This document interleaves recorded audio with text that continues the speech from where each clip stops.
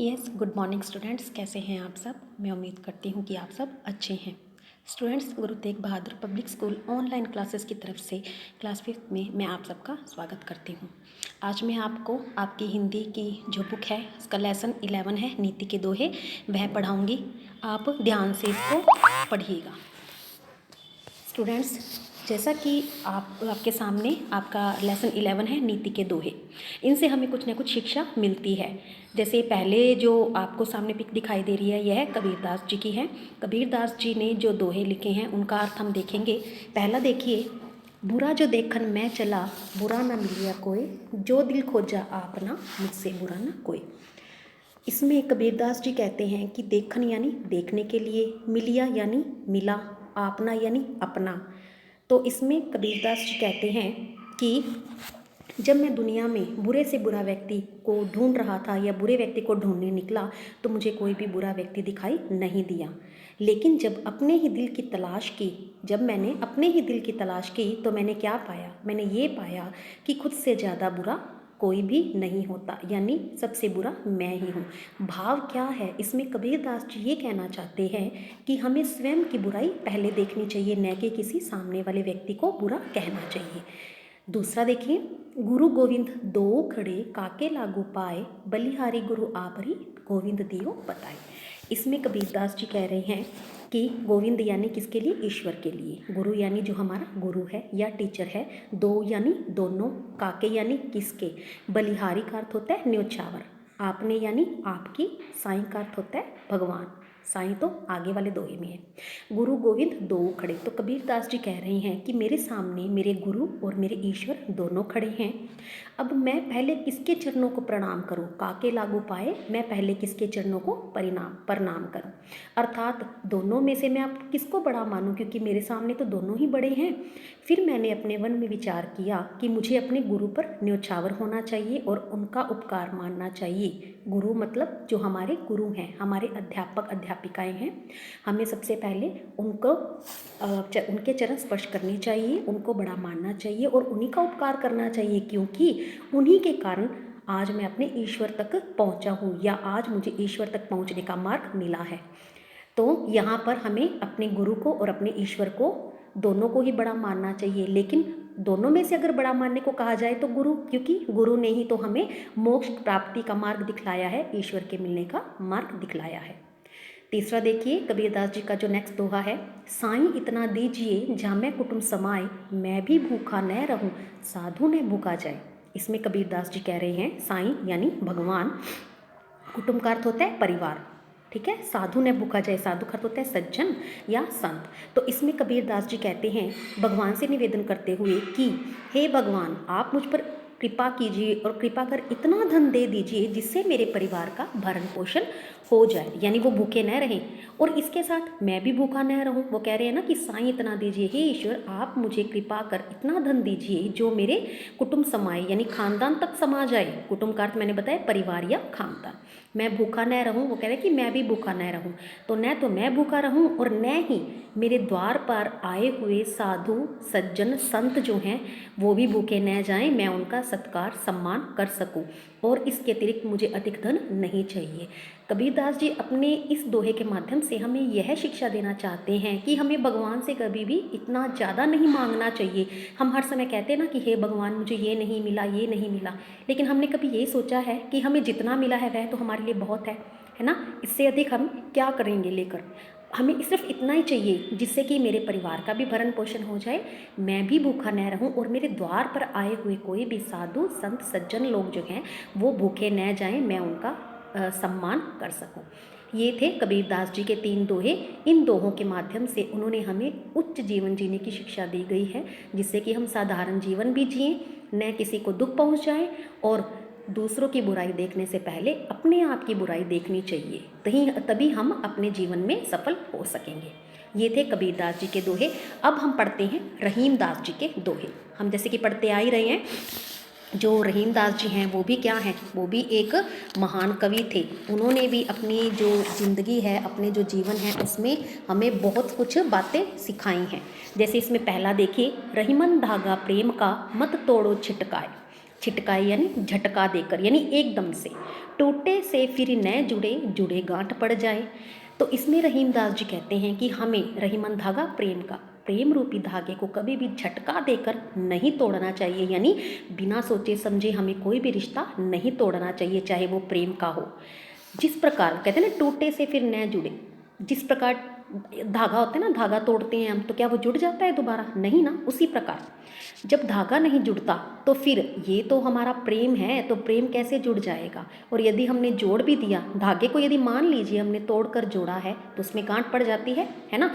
उसी प्रकार यदि हम अपने प्रेम रूपी व्यवहार को, प्रेम रूपी रिश्ते को यदि तोड़ देते हैं तो जोड़ तो दिया हमने, है ना, मतलब किसी के साथ रिश्ता तोड़ा हमने, लेकिन उसके साथ दोबारा से रिश्ता बनाया जो है, पर फिर भी वहाँ कहीं ना कहीं उस जैसी मिठास नहीं रहती पहले जैसी। क्यों? जैसे अब धागे को तोड़ा तो उसमें गांठ पड़ी, पहले जैसा तो नहीं बना ना बिना गांठ के।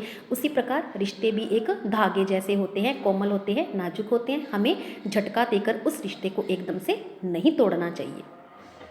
अगर मान लीजिए हमने रिश्ता तोड़ा लेकिन फिर दोबारा से जोड़ लिया तो वैसी बात नहीं रहेगी, मन में गांठ पड़ गई ना, मन में मिठास नहीं रहती, वैसे कड़वाहट आ जाती है। इसलिए हमें प्रेम रूपी जो हमारा धागा है उसको बिना सोचे समझे एकदम से नहीं तोड़ना चाहिए।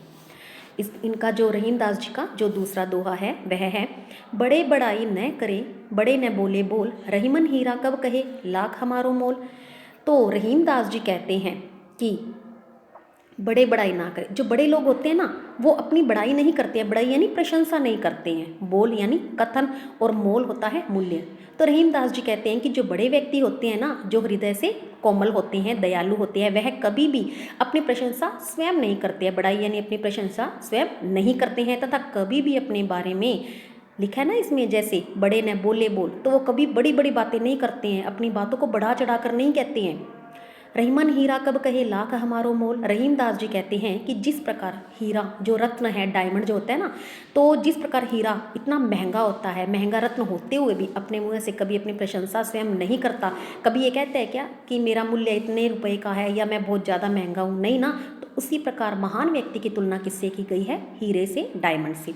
तो उसी प्रकार महान व्यक्ति जो होते हैं वो भी अपने गुणों को स्वयं नहीं बताते हैं कि हमारे अंदर ये गुण है। किस प्रकार? जिस प्रकार हीरा अपना मूल्य स्वयं नहीं बताता।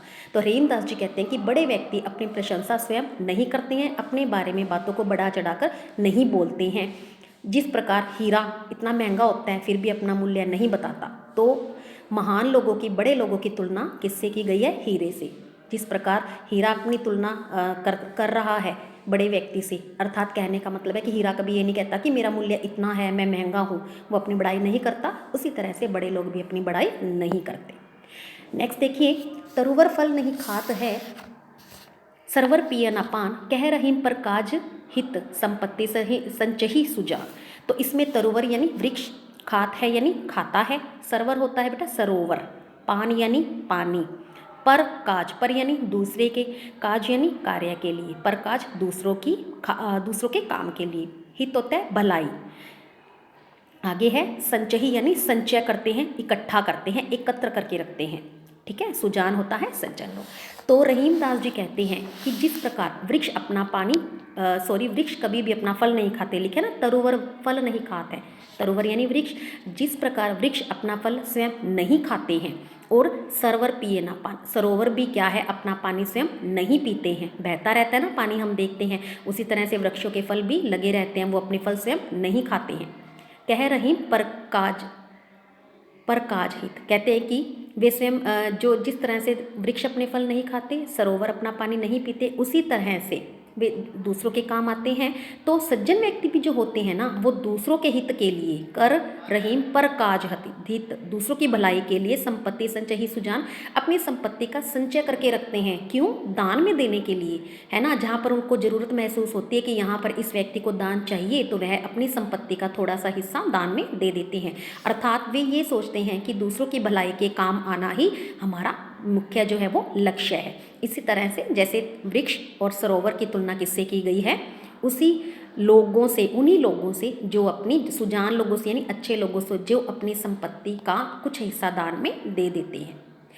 आगे है, जे गरीब पर हित करे, तय रहीम बड़े लोग, कहा सुदामा बापुरो कृष्ण मिताई जो। गरीब निर्धन होते हैं जो हित यानी भलाई करना, ठीक है। बापुरो होता है असहाय या बेचार। मिताई होता है मित्रता, जोग होता है निभाना या जोड़ना। रहीम दास जी कहते हैं कि जो व्यक्ति गरीबों का भला करते हैं, उनके दुख दर्द को समझते हैं, वे ही बड़े लोग कहलाते हैं। जे गरीब पर हित करे, अर्थात जो गरीब की भलाई का कार्य करता है, ते रहीम बड़े लोग। रहीम दास जी की नज़र में वे लोग बड़े होते हैं। जिस प्रकार असहाय मित्र सुदामा के साथ, अब असहाय यानी वो बेचारा गरीब था ना, जो सुदामा था, कृष्ण के जो मित्र थे सुदामा जी, वे बहुत गरीब थे, उनकी सहायता करने वाला कोई नहीं था। तो जिस प्रकार असहाय मित्र सुदामा के साथ कृष्ण ने अपनी मित्रता निभाई थी ना, और उनके दुख दर्द में अपना साथ भी दिया था। भाई वो तकलीफ में थे ना सुदामा जी, और जब मदद मांगने गए तो कृष्ण जी ने उनकी मदद की थी। उसी प्रकार जो बड़े लोग होते हैं ना, वे भी गरीबों का ध्यान रखते हैं, वे भी हर किसी के जो है काम में सहायता देते हैं, उनकी हेल्प करते हैं, है ना, चाहे धन के मामले में है चाहे किसी और मामले में। तो यहाँ पर उन्होंने अपनी मित्रता दिखाई थी। तो बेटा इनसे हमें ये सीख मिलती है कि हमें कभी भी प्रेम रूपी धागे को एकदम से झटका देकर नहीं तोड़ना चाहिए।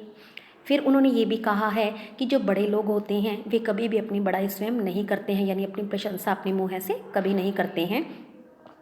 जो सज्जन लोग होते हैं वे अपनी संपत्ति का कुछ हिस्सा गरीब असहाय लोगों की मदद के लिए जुटाकर रखते हैं, और हमें हमेशा गरीबों की भलाई भी करनी चाहिए, उनकी मदद भी करनी चाहिए। जिस तरह से बेचारा जो सुदामा था, असहाय सुदामा था, उनकी मित्रता जो थी वह अमर थी कृष्ण के साथ। क्यों? क्योंकि कृष्ण ने उनको गरीब नहीं माना और उनके बुरे समय में उनकी सहायता की। बेटा ये था आपकी कक्षा 5 का जो पाठ है 11 नीति के दोहे। इनमें कबीर दास जी ने और रहीम दास जी ने हमें नीति से संबंधित दोहे बताए हैं, जो कि हमारी ज़िंदगी में भी कहीं ना कहीं महत्व रखते हैं। तो बेटा मैं उम्मीद करती हूँ कि आप सबको समझ में आ गया होगा। ठीक है बेटा, thank you, God bless you.